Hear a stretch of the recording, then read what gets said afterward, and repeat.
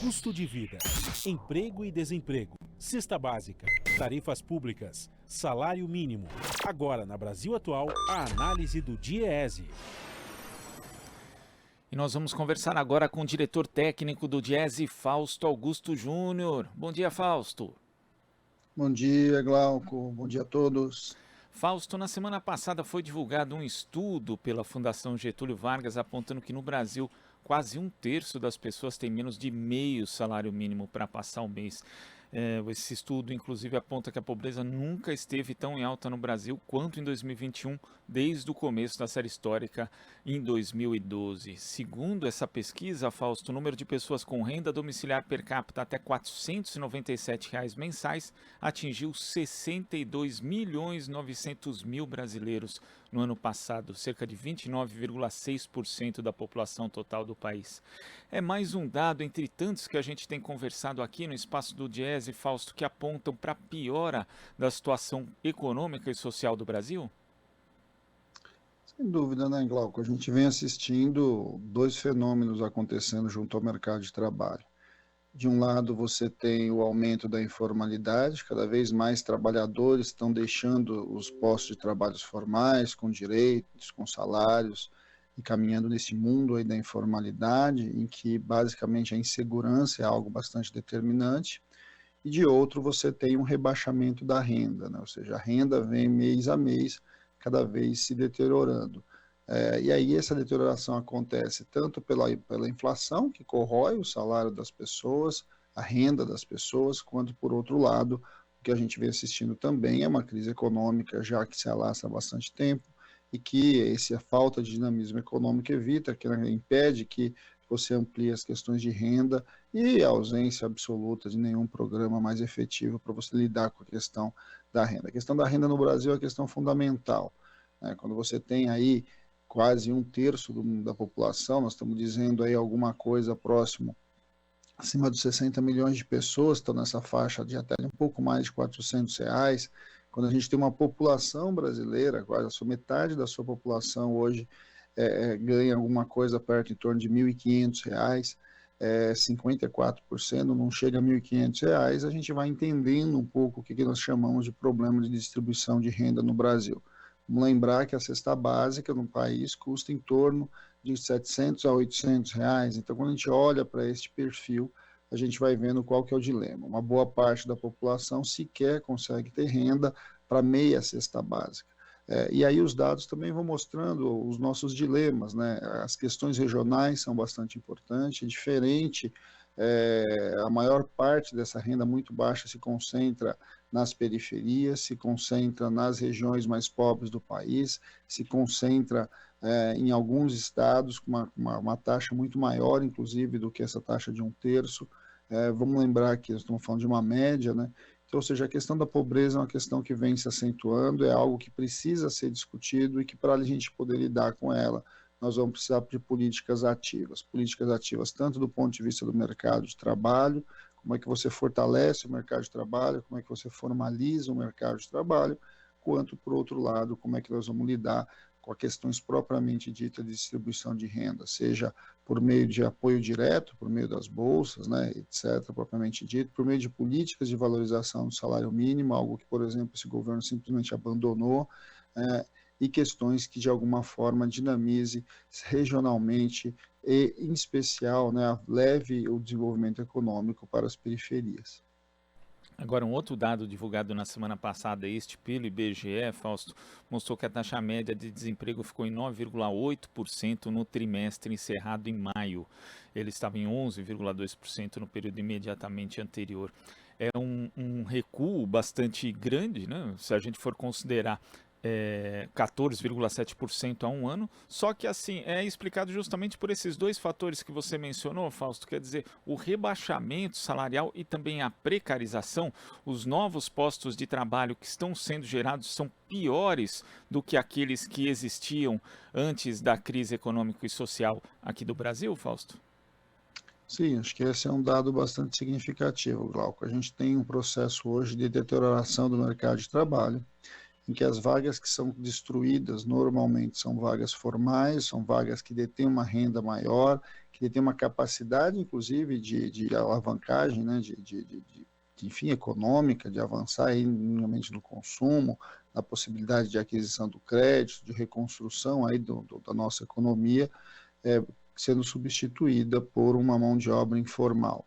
Quando a gente olha, por exemplo, setores que estão crescendo muito, que é o setor de serviço e o setor de comércio, quando você vai a fundo nesse dado, você vai ver que, na verdade, acontece um fenômeno muito interessante e muito preocupante, né?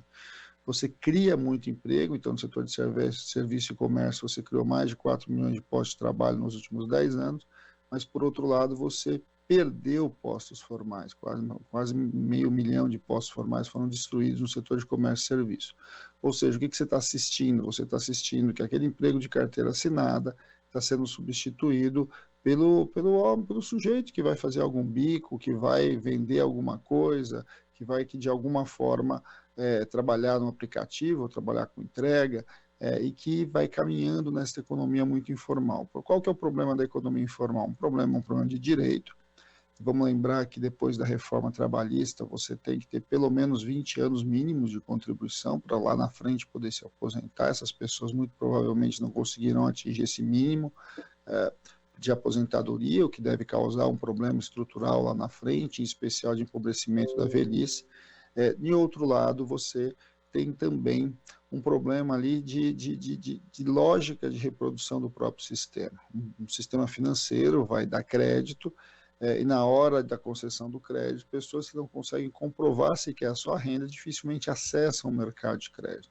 Então, quando a gente fala de informalidade, a gente não está falando só, né, de uma questão momentânea, uma questão que está se colocando para nós enquanto realidade, né? A gente está falando também de um futuro que começa a ser bastante atingido por essa informalização do mercado, de um lado, e de outro você vai vendo uma própria economia que vai tendo que se adaptar a um quantitativo de trabalhadores informais cada vez maior. E no meio de tudo isso, a renda, né? A renda é, sem dúvida, um dos grandes dilemas, uma das grandes questões em disputa para o próximo período. A concentração de renda vem aumentando no nosso país, de um lado, você tem cada vez mais pequenos grupos recebendo, boa parte do que se produz no nosso país fica concentrado na mão de um pequeno grupo, e a grande maioria vai se ampliando neste mundo da pobreza, nesse mundo da renda muito baixa, em que uma parte bastante grande, como a gente viu agora nessa nossa conversa, sequer atinge os R$ 500. Com tudo isso, você ainda tem uma carestia, né? Você ainda tem uma alta dos preços generalizada, que também diminui o poder de compra das pessoas, ou seja, ou a gente inverte essa trajetória de crescimento, ou a gente vai continuar construindo um país cada vez mais pobre, né? Então, de certo modo, esse é um dos grandes dilemas. Empregos gerados são empregos gerados em setores pouco dinâmicos, em setores bastante informais, e que, de alguma forma, são incapazes de impulsionar um crescimento econômico mais autônomo, que dê condições para que a gente dê um avanço na nossa realidade econômica e social. Agora, Fausto, essa questão previdenciária que você aborda é muito importante, né? Porque os salários rebaixados, eles já diminuem por si só a arrecadação da Previdência Social. Agora, os informais, eles sequer contribuem para a Previdência. Então, isso acaba criando não só uma redução muito grande no caixa da Previdência, mas daqui a pouco a gente vai ter pressão de novo por mais reformas como a que a gente teve, que dificultam na prática o acesso das pessoas à aposentadoria. E pior ainda, vamos criar uma legião de pessoas que não vão conseguir emprego, não vão conseguir se aposentar, estarão praticamente destituídas de direitos num futuro próximo, Fausto? Eles já estão destituídos de direito agora, né, Glauco? Quer dizer, a informalidade impede que eles acessem direitos muito básicos, né, que são os direitos seus direitos previdenciários. Nós estamos falando dos auxílios, os auxílios doenças, os auxílios acidentes, os auxílios maternidades, de um lado, e lá na frente a própria aposentadoria. Vamos lembrar que a aposentadoria ela se coloca como um recurso que o sujeito recebe do Estado quando ele perde a sua capacidade laboral, ou seja, ele perde a sua capacidade de trabalho. Eu acho que esse é um indicativo bastante importante. Nós precisamos ampliar, inclusive no Brasil, um debate muito sério, e conforme vai se ampliando a informalidade, vai ficando mais complicado ainda e mais importante o debate, que, na verdade, alguns direitos precisam ser direitos universais. Tal qual a saúde, a educação, a gente tem um direito universal, nós precisamos construir mecanismos para que os direitos previdenciários passem a ser direitos universais. Um conjunto de direitos dos trabalhadores, ou seja, direitos trabalhistas, precisam se constituir enquanto direitos universais. Ou seja, independente da forma de contratação que você tenha, você tem que ter direito a férias, você tem que ter direito a trabalhar 8 horas por dia, você tem que ter alguns direitos elementares de quem trabalha. Não é possível a gente simplesmente jogar aos leões uma boa parcela, quase metade da população brasileira, que fica alijada de direitos sociais mínimos de um lado e direitos futuros, direitos previdenciários lá na frente.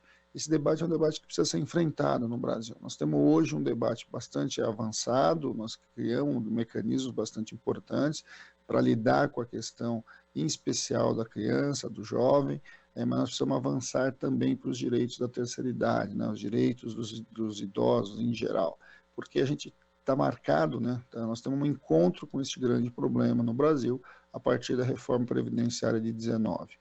Toda essa discussão de que o grande problema do Brasil é o déficit público, ele acabou levando a gente construir um modelo previdenciário que lá na frente ele vai deixar muita gente fora do sistema previdenciário, e nós vamos assistir uma transferência da pobreza, em especial que hoje os aposentados são uma figura importante das políticas públicas, quando a gente pensa a distribuição de renda, a radicalização da fome, a radicalização da pobreza. A gente vai ver o inverso disso. A gente vai ver uma população idosa cada vez mais pobre, cada vez mais empobrecida e adentrando esse mapa da fome também. Então, quando a gente fala em políticas ativas, de alguma forma, Glauco, nós precisamos romper com alguns paradigmas. Um deles é esse de que o direito previdenciário é um direito contributivo. O direito previdenciário precisa ser transformado num direito universal para que a gente olhe o futuro do país, que é um país que envelhece, e ainda bem que envelhece, como os países mais desenvolvidos envelheceram mais, mas que de alguma forma precisa lidar com essa questão da sua pobreza. Qual que é o grande problema que a gente vive hoje? A gente está assistindo, na verdade, o inverso dessa discussão. Na verdade, toda a discussão que está colocada hoje para este governo é uma discussão dos sem direitos, essa discussão de que o trabalhador precisa escolher entre estar empregado ou estar desempregado. O problema é que esta escolha, esta opção que está colocada hoje para o mercado de trabalho, a partir das escolhas deste governo, elas, de certo modo, elas vão colocando o Brasil numa trajetória bastante complicada, tanto do ponto de vista do seu crescimento econômico e principalmente do seu desenvolvimento social. Eu insisto, a informalidade não é boa. Ela não é boa nem para aqueles que estão na informalidade, claro, porque são desprovidos de direitos sociais básicos, de um lado, e de outro, também não é boa para a economia, porque a informalidade perde uma característica bastante importante quando a gente pensa no futuro e nas previsões. Perde previsibilidade, perde capacidade do sujeito, de certo modo, acessar, inclusive, mercado, acessar produtos aí vinculados ao mercado. Então, de alguma forma, a gente precisa rever o modelo de crescimento, o modelo de relação de trabalho no Brasil, e de alguma forma a gente precisa de gerar emprego, como começou a ser gerado nesse pós-pandemia, mas gerar emprego de qualidade, gerar emprego formal, gerar emprego que de alguma forma garanta esta nova repactuação do mundo do trabalho.